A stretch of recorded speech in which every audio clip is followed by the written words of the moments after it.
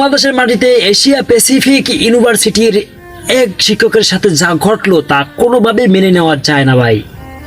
ঘটনাটি সাধারণ কোনো বিষয় নয়, বরং এটি আমাদের ধর্মীয় অনুভূতি এবং ব্যক্তিগত স্বাধীনতার উপর এক চরম আঘাত। জুমার নামাজের পর কয়েকজন শিক্ষার্থী এবং বিশ্ববিদ্যালয়ের একজন শিক্ষক জনপ্রিয় ইসলামী ব্যক্তিত্ব শায়েখ আহমদুল্লাহর সাথে দেখা করে। উদ্দেশ্য ছিল তাকে বিশ্ববিদ্যালয়ের বার্ষিক প্রোগ্রামে আমন্ত্রণ জানানো। সেই মুহূর্তের একটি সাধারণ ছবি সোশ্যাল মিডিয়ায় আপলোড করার পর সেই থেকে শুরু হয় বিপত্তি। বিশ্ববিদ্যালয়ের একজন শিক্ষিকা সেই ছবি দেখে উস্কানি দেন এবং প্রধান শিক্ষক বরাবর অভিযোগ তোলেন। তার প্রেক্ষিতে ওই শিক্ষকের শোকজ নোটিশ পাঠানো হয়। এর পেছনে রয়েছে দীর্ঘদিন ধরে চলে আসা মানসিক নির্যাতন। ওই একই বিশ্ববিদ্যালয়ে হিজাব নিয়ে কটূক্তি হয়েছিল। বিশ্ববিদ্যালয়ে এক ছাত্রী যখন পর্দা করে বা বোরকা পরে আসে, এক শিক্ষক তাকে দেখে বলেন, তোমাকে দেখতে বানরের মতো লাগছে। চিন্তা করছেন সে বিশ্ববিদ্যালয় কি শিখাচ্ছে? 95% মুসলিমের এই দেশে দাড়ি টুপি বা হিজাব দেখলে কেন একদল মানুষের চুলকানি শুরু হয়? কেন এখনো হুজুরদের সাথে ছবি তুললে তা অপরাধ হিসেবে দেখা হয়? নতুন বাংলাদেশও আমাদের দাবি কি এটাই ছিল?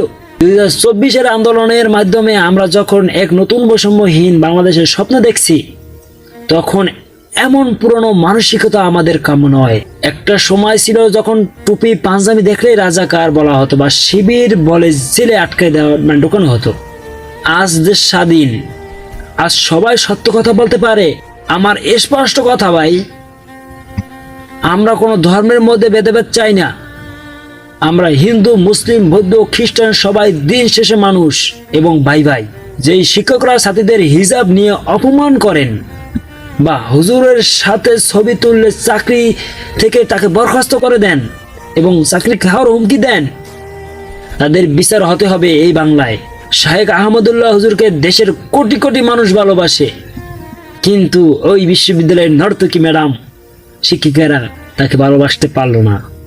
তার সাথে ছবি তোলা কোনো অপরাধ হতে পারে না রে ভাই। কি শিক্ষা দিচ্ছেন আপনারা ছাত্রছাত্রীদের? আমরা এই ধরনের বাংলাদেশ দেখতে চাই না, যেখানে হিজাব পরলে অপমানিত হতে হবে। এশিয়া প্যাসিফিক ইউনিভার্সিটি কর্তৃপক্ষকে এই অন্যায়ের জবাব দিতেই হবে। যারা ধর্মের বিভেদ ছড়াচ্ছে তাদের আগে ইউনিভার্সিটি থেকে বের করে দিন। আপনাদের মতামত আমার এই ভিডিওতে অবশ্যই জানাবেন। আহমদুল্লাহ হুজুরের সাথে ছবি তোলা এবং হিজাব পরার কারণে যে আচরণ করা হয়েছে এই বিশ্ববিদ্যালয়ে, তার জন্য ওই শিক্ষকদের কি শাস্তি হওয়া উচিত বলে মনে করেন আপনারা? কমেন্টে আপনাদের মতামত জানান এবং অন্যায়ের বিরুদ্ধে প্রতিবাদ গড়ে তুলুন। প্রিয় দর্শক, ওইখানে যখন একজন হুজুরের সাথে ছবি তুললো ছাত্রছাত্রী এবং শিক্ষকরা, সেখানে কিছু নাস্তিক ছাড়া কিন্তু মুসলিম না, হিন্দু না, হিন্দু হলেও কিন্তু তারা ভালোবাসত। কিন্তু ওইখানে যে শিক্ষিকা অথবা শিক্ষক রয়েছেন, তারা তার চাকরিটা খেয়ে দিচ্ছে। তারা হলো নাস্তিক, তারা কোনো ধর্মে বিশ্বাস করে না এবং হুজুরকে দেখতেই পারে না। এর মানে ধর্মের ভিতরে কিন্তু তারাই আগুন ধরায়। তারা ওই বিশ্ববিদ্যালয় থেকে তারাই শিখায় ছাত্রছাত্রীদের, তোমরা বোরকা পরবে না, তোমরা ল্যাংটা হয়ে হাঁটবে, তোমরা লিপস্টিক দিয়ে হাঁটবে, তোমরা মেকআপ দিয়ে হাঁটবে। আমি এই জন্য আমার মাথায় মানে আমি একটা জিনিস বারবার আমি ভাবতাম যে যারা বাড়ির আঙ্গিনা চৌকাঠ ছেড়ে যেসব মেয়েরা শহরে লেখাপড়া করে, ভার্সিটিতে লেখাপড়া করে, মানে বড় বড় জায়গায় যারা লেখাপড়া করে, তারা এতটা বিশ্বদের মতো কেন চলে? আমি এটা ভাবতাম। আসলে তাদের ক্যারেক্টারই মানে খারাপ, এরকম ভাবতাম। এখন দেখতে পাচ্ছি তা না। আসলে ওই কলেজের ওই ভার্সিটির শিক্ষকরাই তাকে বাধ্য করে, তুমি ল্যাংটা হয়ে হাঁটো, পর্দা দিয়ে নয়।